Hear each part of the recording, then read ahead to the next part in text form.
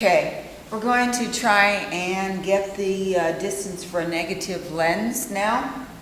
And in this case, we have a real image on the screen. We have the convex lens right here.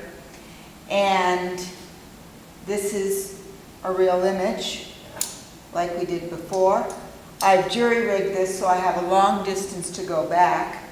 And now I'm going to put a negative lens in place. The negative lens is at the same height as the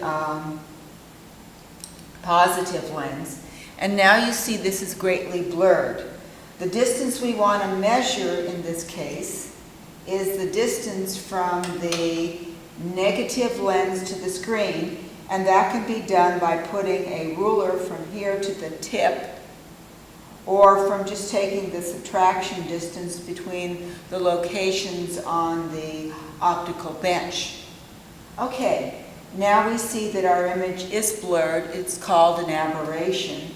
And we're going to move this back, back, back, until we get a nice clear image.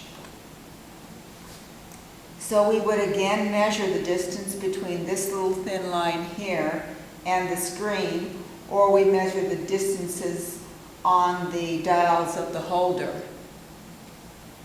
And if the object distance is negative because it's blurred and the image distance is positive because it's clear, we can then calculate using the same formula to calculate the focal length of the negative lens.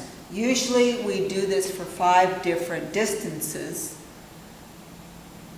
each time. So what would you do after you've got your first one done is you'd move this back until it's clear again.